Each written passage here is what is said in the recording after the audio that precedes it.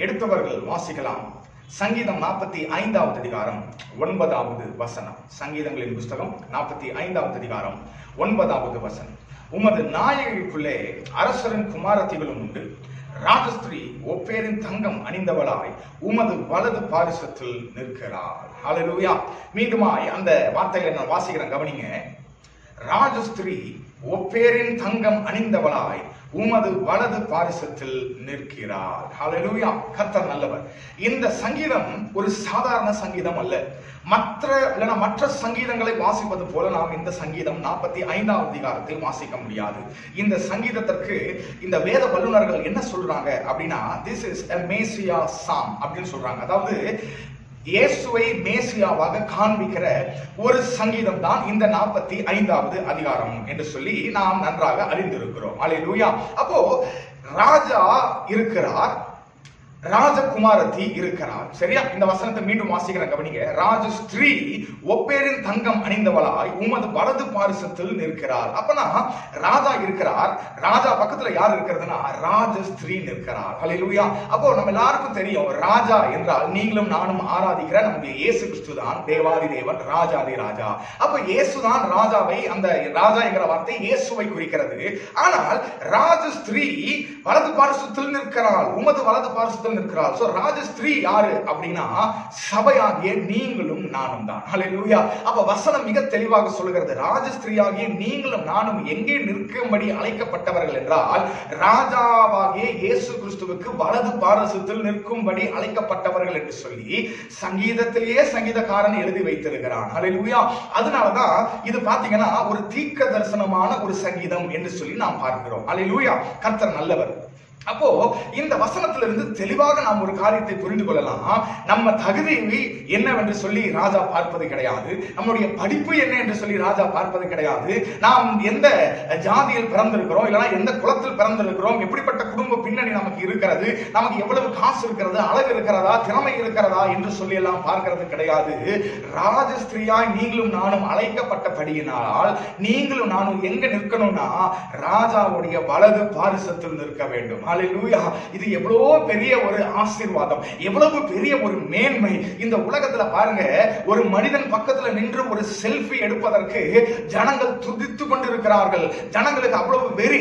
என்னன்னா பெரிய பெரிய சினிமா நடிகர்கள் இருக்கிறாங்க பாருங்க, ரஜினி பக்கத்திலயோ இல்லனா விஜய் பக்கத்திலயோ எவ்வளவோ இல்லனா அரசியல்வாதிகள் பக்கத்துல கிட்ட நின்று ஒரு செல்ஃபி எடுத்து அதை வந்து நாங்க Facebookல இதுல அதெல்லாம் போட்டு பெரிய நாங்க ஆட்கள் என்று காண்பிக்க வேண்டும் என்று சொல்லி அநேகர் என்னென்னமோ காரியங்களை செய்து கொண்டிருக்கிறார்கள்.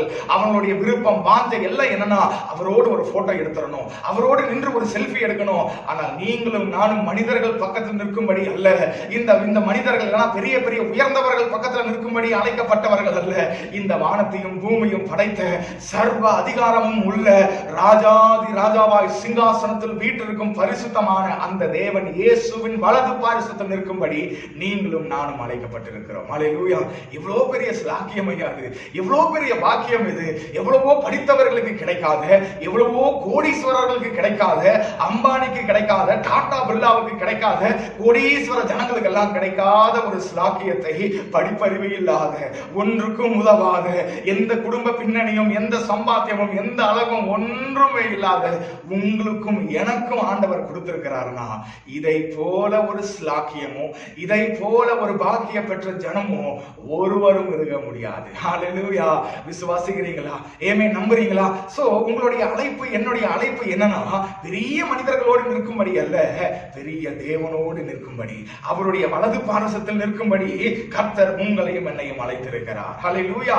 அப்ப பாருங்க, ஒரு ஆணுக்கும் ஒரு பெண்ணுக்கும் திருமணம் நடக்கிறது அப்படின்னா அந்த பெண்ணுக்குள்ள பாருங்க, அந்த திருமண நாளுக்கு முந்தின நாள் இல்லைன்னா அந்த திருமண நாள் அன்றைக்கு சாயந்தரம் திருமணம் அப்படின்னா காலையில பாத்தீங்கன்னா பயங்கர டென்ஷனா இருப்பாங்க.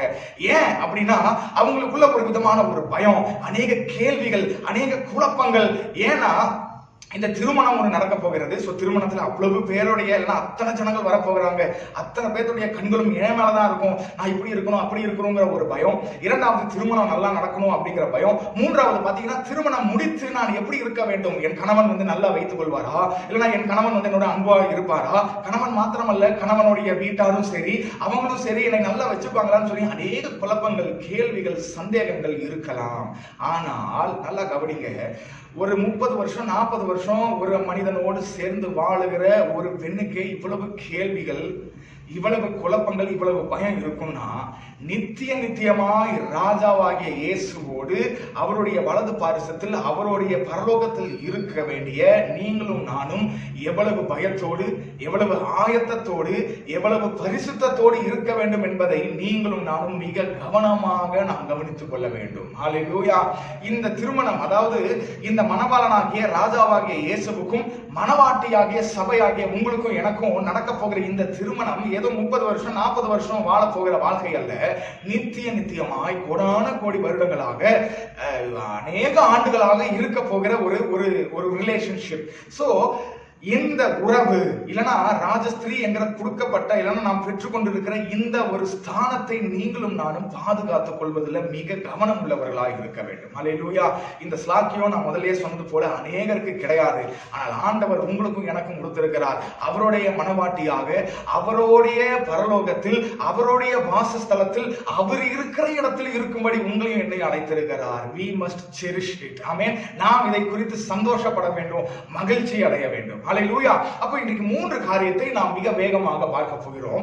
ஒரு ராஜஸ்திரீ ராஜாவுடைய வலது பாரிசத்தில் நின்றால் அவளுக்கு என்னென்ன ஆசீர்வாதங்கள் உண்டு, அவளுக்கு என்னென்ன நன்மைகள் கிடைக்கும் என்று சொல்லி ஒரு 3 காரியங்களை மிக வேகமாக கர்த்தருடைய ஆவியானவர் நம்மோடு பேசுவாராக. முதலாவது வாசிக்கலாம். சங்கீதம் 16வது அதிகாரம் 11வது வசனம்.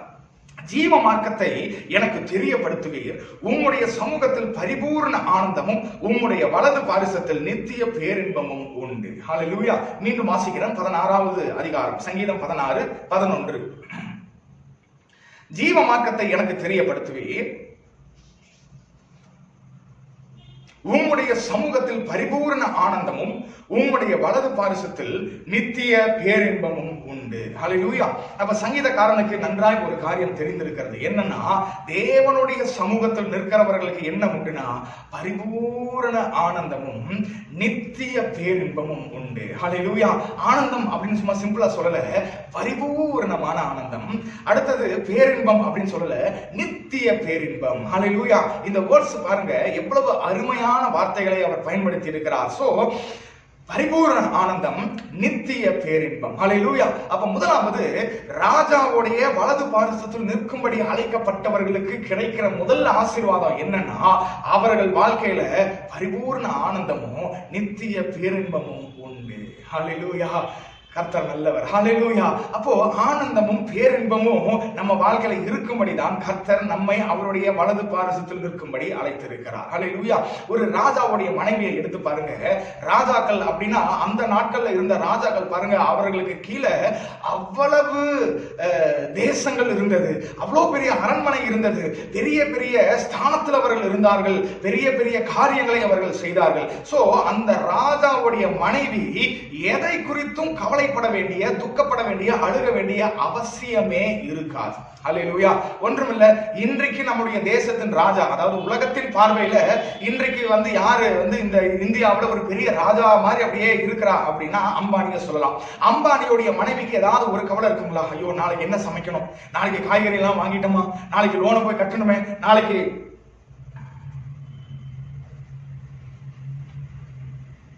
மன்னிக்கவும், நாளைக்கு பிள்ளைங்களுக்கு ஸ்கூல் ஃபீஸ் கட்டணுமே, எதிர்காலம் என்ன, எப்படி இருக்கும், என்ன செய்ய போகிறோம், நம்ம பிள்ளைங்களா நல்லா வருவாங்களா, நல்லா வாழ்வாங்களா, எதை குறித்து ஏதாவது கவலை இருக்குமா? நிச்சயமா அந்த நீதா அம்பானிக்கு எந்த ஒரு கவலையும் இருக்காது. ஏன்னா அவனுடைய அந்த பெண்ணுடைய கணவன் யாருன்னா ராஜாவை போல இந்த இந்தியா தேசத்தில் இருக்கிறவன். ஹல்லேலூயா. அப்ப பாருங்க, ஒரு ராஜாவுடைய மனைவி இல்லனா ஒரு ராஜஸ்திரீக்கு எந்த கவலையும் இருக்காது, இருக்கக்கூடாது. ஹல்லேலூயா. ஏன் இருக்கக்கூடாது அப்படின்னு நான் சொல்றேன்னா, வேதத்தின் நாட்களில ஒரு சட்டம் இருந்தது.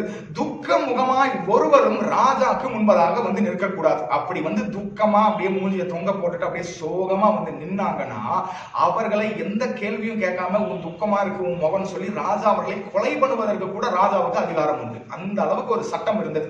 ராஜாவுடைய சந்நிதியில ஒருவரும் துக்க முகமாய் நிற்கக்கூடாது. அதுதான் அன்றைக்கு இருந்த சட்டம். ஆனால் வேதத்தில் அதுக்கு ஒரு எக்ஸப்ஷன் இருக்கு. யாரு அப்படின்னா நெகேமியா. அவன் யாருன்னா பானபாத்திரக்காரன்.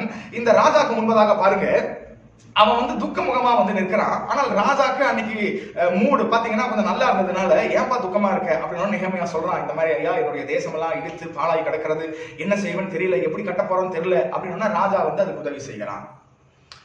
ஆனால் அன்றைக்கு இருந்த சட்டம் வந்து அப்படிதான் இருந்தது. ராஜாக்கு முன்பதாக ஒருவரும் துக்கமுகமாய் நிற்கக்கூடாது. அதனாலதான் வரும்போதே பாத்தீங்கன்னா எல்லாம் அப்படியே குளிச்சு அப்படியே பெர்ஃபியூம் எல்லாம் அடிச்சு சென்ட் எல்லாம் அடிச்சு பயங்கர மேக்கப் போடதான் ராஜா முன்னாடி போய் நிற்கணும்னாலே பயங்கர மேக்கப் போடதான் வேலைக்காரங்க சமையல்காரங்க எல்லாரும் அப்படிதான் இருந்தாங்க. அதுதான் அன்றைக்கு சட்டம்.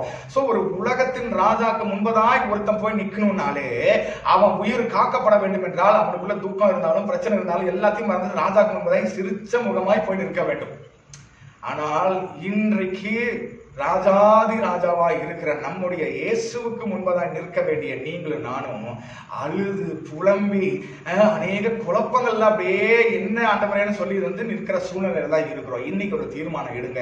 ஆண்டவரே, எவ்ரி டைம் நான் ஒவ்வொரு தடவையும் தேவ பிரசன்னத்துல நான் போகும்போது, அது ஆன்லைன்லயா இருக்கலாம், யூடியூப் வாயிலாக இருக்கலாம், இல்ல டைரக்டா நீங்க சர்ச்ல போய் நீங்க ஆராதிக்கிறவர்களா இருக்கலாம், எப்பெல்லாம் நான் தேவ சமூகத்துல போய் நிற்கிறனோ அப்பெல்லாம் துக்க முகமாய் அல்ல, ஒருவேளை சூழ்நிலைகள் என்னை துக்கப்படுத்துகிற சூழ்நிலைகளாக, ஒருவேளை என்னை சுற்றி நடந்து கொண்டிருக்கிற பிரச்சனைகள் எனக்கு அப்படியே கண்ணீர் வருகிற மாதிரி பிரச்சனைகள், அழுகிற மாதிரி பிரச்சனைகள், அப்படியே சோர்ந்து போய் டிப்ரெஷன்ல இருக்கிற மாதிரி பிரச்சனைகள் இருந்தாலும் நான் எப்பெல்லாம் தேவ சமூகத்திற்கு முன்பதாக, இன்னும் புரியுற மாதிரி சொல்லணும்னா, எப்பெல்லாம் என்னுடைய ராஜாவாகிய இயேசுவின் பிரசன்னத்துல போய் நிற்கிறனோ அப்பெல்லாம் சந்தோஷமாக, தைரியமாக, விசுவாசமாக, நம்பிக்கையோடு அப்படியே நெஞ்ச நிமித்தி தைரியமா போய் நான் ராஜாக்கு முன்பதாக நிற்கிறேயா, நான் சாதாரணமானவள் அல்ல, நான் சாதாரணமானவன் அல்ல, கர்த்தர் என்னை வந்து ஒரு வேலைக்காரனை போல, ஒரு டிரைவரை போல, ஒரு வாட்ச்மேனை போல நடத்துகிறவர் அல்ல.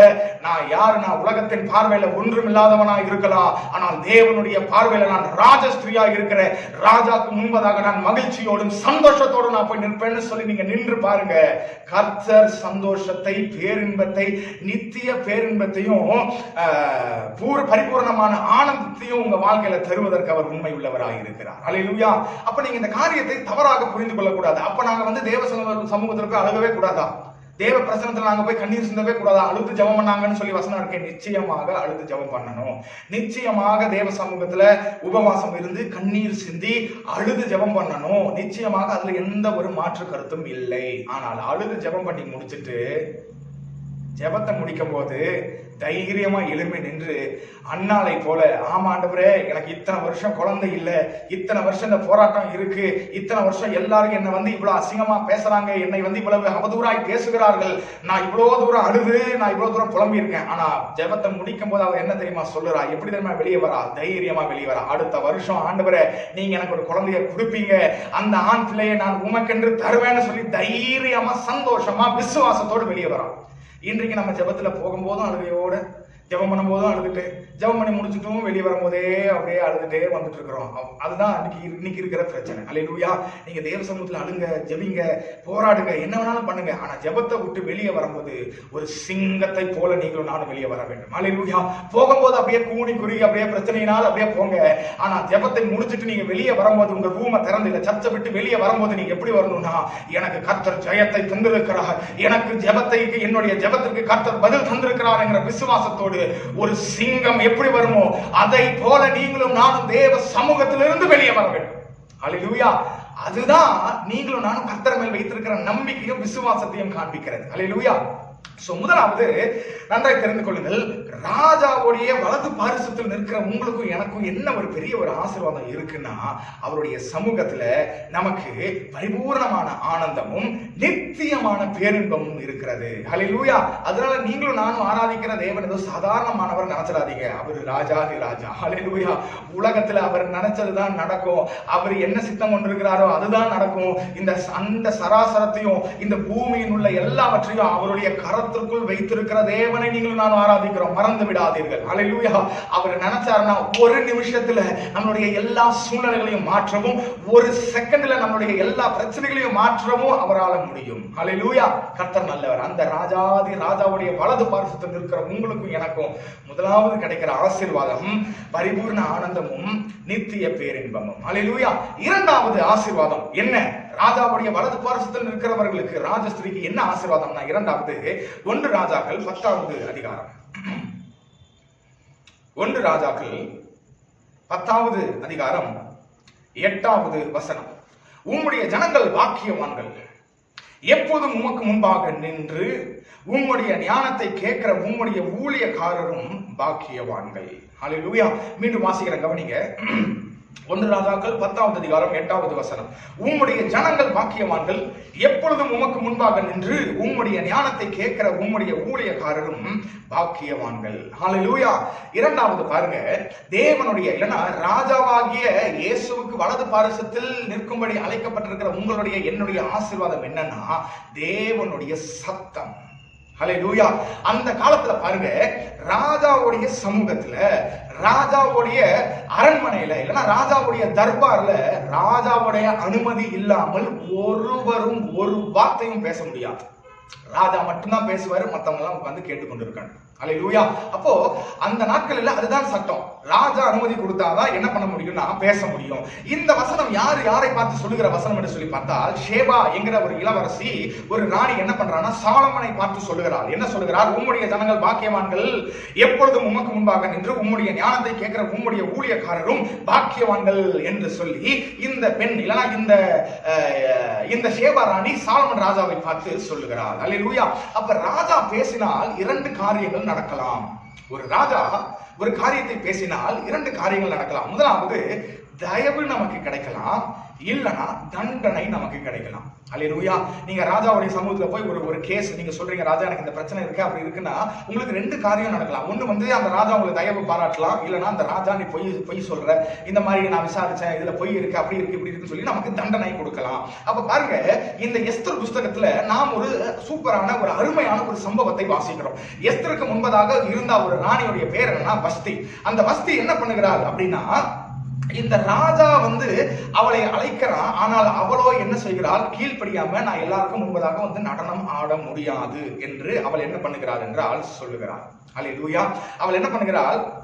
நான் வந்து என்ன பண்ண மாட்டேன், எல்லாருக்கும் முன்பதாக நான் வந்து நடனம் ஆட மாட்டேன். அப்ப கீழ்ப்படியாததுனால அவளுக்கு மேல் தேவனுடைய இல்லனா அந்த ராஜாவுடைய தண்டனை வந்து அவளை ராணி என்கிற பதவியிலிருந்து தள்ளிவிட்டு எஸ்தர் என்கிற ஒரு தேவ பிள்ளையை இந்த ராஜா என்ன பண்ணுகிறான் என்றால் தனக்கென்று ராணியாக தேர்ந்தெடுக்கிறான் என்று சொல்லி நம்ம பார்க்கிறோம். ஹல்லேலூயா.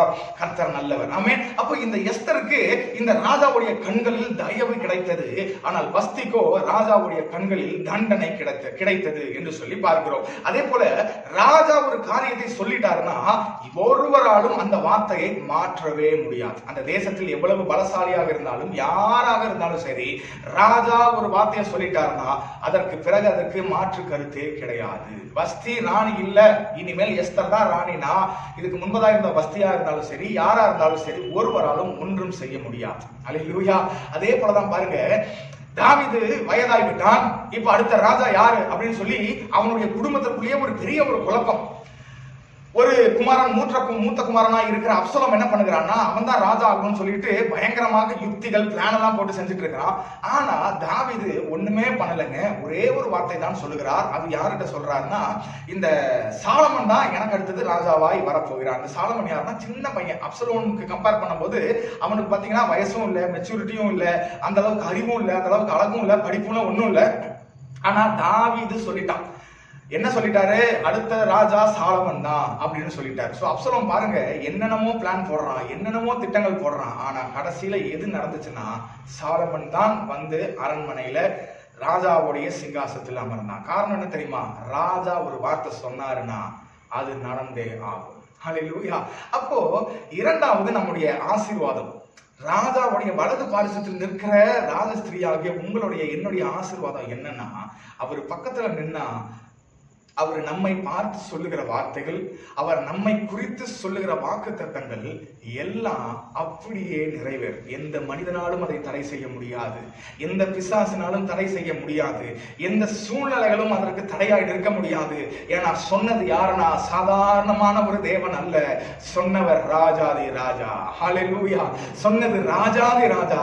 அவர் ஒரு வார்த்தையை சொல்லிட்டாருன்னா, நல்லா கவனிங்க, ஒரு உலகத்தின் ராஜா ஒரு வார்த்தையை சொன்னாலே அதுக்கு எவ்வளவு மதிப்பு உண்டு, எவ்வளவு காரியங்கள் உண்டு. ஒரு நாள் திடீர்னு என்று சொல்லி நம்முடைய பிரதம மந்திரி ஒரே நாள் இரவுல ஒரு அறிவிப்பு சொல்லுகிறார், இனிமேல் 500 ரூபாய் 1000 ரூபாய் நோட்டு செல்லாது. அன்னில இருந்து இன்னைக்கு வரைக்கும் நம்ம தலைகீழா நின்னாலும் சரி, நம்ம பேங்க் மேனேஜரா இருந்தாலும் சரி, 1000 ரூபாய் 500 ரூபாய் செல்ல வைக்க முடியாது. ஏன்னா தேசத்துடைய பிரதம மந்திரி. இது 5 வருஷத்துக்கு ஒரு தடவை மாறுகிற ஒரு பிரதம மந்திரி சொல்லுகிற வார்த்தைக்கே இவ்வளவு மதிப்பும் இவ்வளவு அதிகாரமும் இருக்குன்னா, நித்தியமாய் ராஜாவாய் சிங்காசனத்தில் அமர்ந்திருந்து இந்த பூமியை ஆண்டு கொண்டிருக்கிற ராஜாதி ராஜாவாகிய இயேசு உங்களை பார்த்து என்னை பார்த்து ஒரு வார்த்தை சொன்னா அது அதிக நிச்சயமாய் நடக்கும். அதுல எந்த மாற்றமும் இருக்காது. ஹல்லேலூயா. சோ இரண்டாவது ஆசீர்வாதம் என்னன்னா ராஜாவின் சத்தம். ஹல்லேலூயா. ராஜா உங்களை பார்த்து என்ன பார்த்து, ராஜஸ்திரியாகி உங்களை பார்த்து என்ன பார்த்து ஒரு வார்த்தை சொல்றாருன்னா அது அப்படியே நடக்குங்க. ஆமென். சரி, மூன்றாவது ஒரு காரியத்தை வாசிக்கலாம். சங்கீதம் 45வது அதிகாரம் 6-7 வசனங்கள். தேவனே, உமது சிங்காசனம் என்றென்றைக்கும் உள்ளது. உமது ராஜ்யத்தின் செங்கோல் நீதி உள்ள செங்கோலாய் இருக்கிறது. நீர் நீதியை விரும்பி அக்கிரமத்தை வெறுக்கிறீர். ஆதலால் தேவனே, உம்முடைய தேவன் உமது தோழரை பார்க்கிலும் உம்மை ஆனந்த தைலத்தினால் அபிஷேகம் பண்ணினார். ஹல்லேலூயா. அந்த 7வது வசனத்துல நான் மீண்டும் வாசிக்கிறேன், கவனிங்க. நீர் நீதியை விரும்பி அக்கிரமத்தை வெறுக்கிறீர். ஹல்லேலூயா.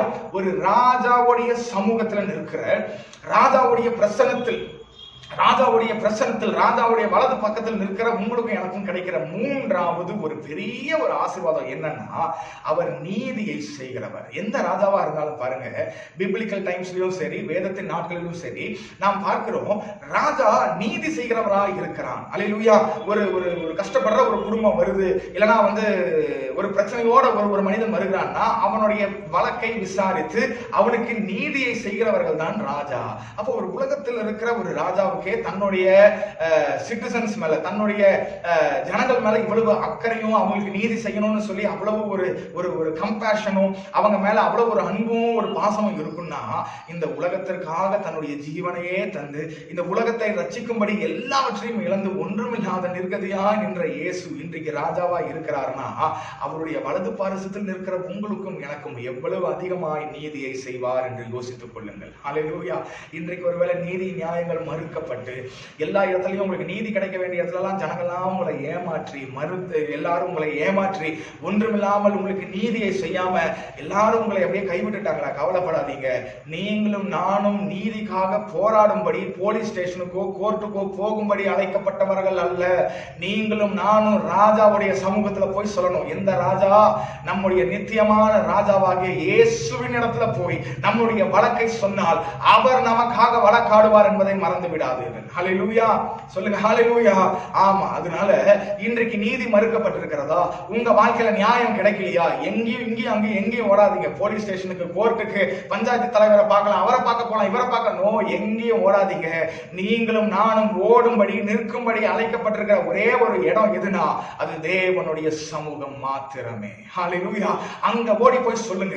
அந்த ராஜாவின் இடத்துல போய் சொல்லுங்க, ஆண்டவரே, என் வாழ்க்கையில் இப்படிப்பட்ட அநியாயம் நடக்கிறது ஐயா, என் வாழ்க்கையில் இப்படி என்னை ஏமாத்திட்டாங்க, எனக்கு நியாயம் கிடைக்க வேண்டிய இடத்துல எல்லாரும் என்னை கைவிட்டு விட்டார்கள், இன்றைக்கு நான் ஒன்றும் இல்லாமல் நின்றுட்டு இருக்கேன், ஆண்டவரே நீங்க எனக்கு நீதி செய்யுங்க ராஜாவேன்னு சொல்லி பாருங்க.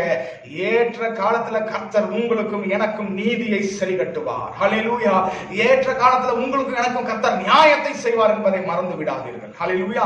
சோ ராஜகுமாரத்தியாகிய இல்லைன்னா ராஜஸ்திரியாகிய நமக்கு கிடைக்கிற மூன்றாவது ஒரு ஆசீர்வாதம் என்னன்னா, கர்த்தர் அவருடைய ஜனங்களுக்கு நீதியை செய்கிற தேவன். ஹல்லேலூயா. நீதியை செய்கிற தேவன், அவரை தான் நீங்களும் நானும் ஆராதிக்கிறோம். ஆமென். சோ 3 காரியம் பார்த்தோம். முதலாவது, அவருடைய சமூகத்தில் இருக்கிற நமக்கு என்ன உண்டுனா நித்திய சந்தோஷமும் நித்திய பேரின்பமும் உண்டு என்று சொல்லி பார்த்தோம். இரண்டாவது, ராஜாவுடைய சமூகத்தில் இருக்கிற உங்களுக்கு எனக்கு கிடைக்கிற ஆசீர்வாதம் என்னன்னா, அவர் நம்மை பார்த்து சொல்லுகிற வார்த்தை ஒன்று கூட மாறாம அப்படியே நடக்கும் என்று சொல்லி பார்த்தோம். நிச்சயமாக நடக்கும். மூன்றாவது, நமக்காக நீதி செய்கிறவர், நமக்காக வழக்காடுகிறவர் என்று சொல்லி பார்த்தோம். ஹல்லேலூயா. எல்லாரும் அப்படியே இந்த காலை வேளையில கண்களை மூடலாமா? தேவ சமூகத்தில் அப்படியே கண்களை மூடி, ஆமா ஆண்டவரே, நாங்க விசுவாசிக்கிறோம்ப்பா, நாங்க ஆராதிக்கிற தேவன் ஏதோ சாதாரணமானவர் அல்ல. ஆண்டவரே, நாங்கள் தொழுது கொள்ளுகிறவர் ஏதோ சாதாரணமான ஒரு ஆண்டவர் அல்லப்பா. அவர் ராஜாதி ராஜா, அவர் சிங்காசனத்தில் வீற்றிருக்கிற பரிசுத்த, வானம் எனது சிங்காசனம், பூமி எனது பாதபடி என்று சொன்ன சர்வ வல்லமை உள்ள தேவனை நாங்கள் ஆராதிக்கிறோம் ஆண்டவரே. ஆமாப்பா, நாங்கள் எல்லாரும் ராஜஸ்திரீகளாய் உம்முடைய வலது பாரிசத்தில் நிற்கும்படி நாங்கள் அழைக்கப்பட்டிருக்கிறோம். நாங்கள் எதை பற்றியும் இனிமேல் நாங்கள் கவலைப்பட மாட்டோம் ஆண்டவரே. ஏன்னா வசனம் சொல்லுகிறது, உம்முடைய சமூகத்தில் நித்திய பேரின்பம் உண்டு. ஆனந்தம் உண்டு என்று சொல்லி நாங்க வாசிக்கிறோமே, எதை குறித்து நாங்க பயப்பட மாட்டோம், எதை குறித்து நாங்க கலங்க மாட்டோம், எதை குறித்து நாங்க அழுக மாட்டோம்.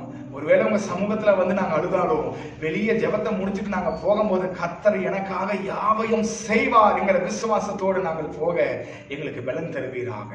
எஸ், கர்த்தர் எங்களுக்காக நீதி நியாயத்தை விசாரிக்கிறவர், கர்த்தர் எங்களுக்காக வழக்காடுகிறவர், கர்த்தர் எனக்காக யாவையும் செய்கிறவர். ஆண்டவரே, நாங்க எங்கேயும் போய் எதற்காகவும் சண்டை போட்டோ வழக்காடியோ நாங்க நிற்க மாட்டோம்.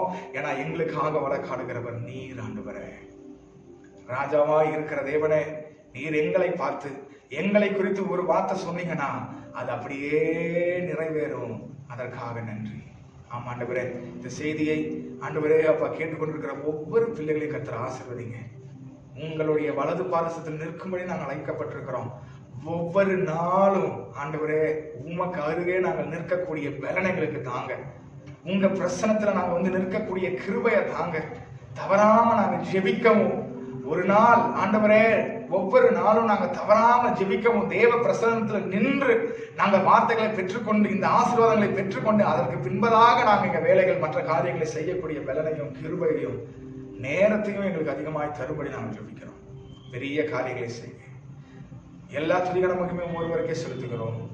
நீர் ஒருவர் மாத்திரம் பெருகுவீராக, நாங்கள் செலுத்தணும். ஆண்டவரே, இயேசுவின் நாமத்தில் ஜெபிக்கிறோம் எங்கள் ஜீவனுள்ள நல்ல பிதாவே, ஆமென் ஆமென். சேர்ந்து எல்லாரும் சொல்லலாம், என் ஆத்துமாவே கர்த்தரை ஸ்தோத்திரி, என் முழு உலகமே அவருடைய பரிசுத்த நாமத்தை ஸ்தோத்திரி. என் ஆத்துமாவே கர்த்தரை ஸ்தோத்திரி, அவர் செய்த சகல உபகாரங்களையும் மறவாதே. ஆமென் ஆமென் ஆமென். Praise the Lord. God bless you. கர்த்தர் உங்களை ஆசீர்வதிப்பாராக. சோ ஒவ்வொரு நாளும் ராஜாவுடைய வலது பாரசத்தில் நிற்க பிரயாசப்படுங்க. ஒவ்வொரு நாளும் நீங்க நின்றீங்கன்னா இந்த 3 ஆசீர்வாதங்களையும் கர்த்தர் உங்க வாழ்க்கையில தருவார். Amen. Praise the Lord. God bless you.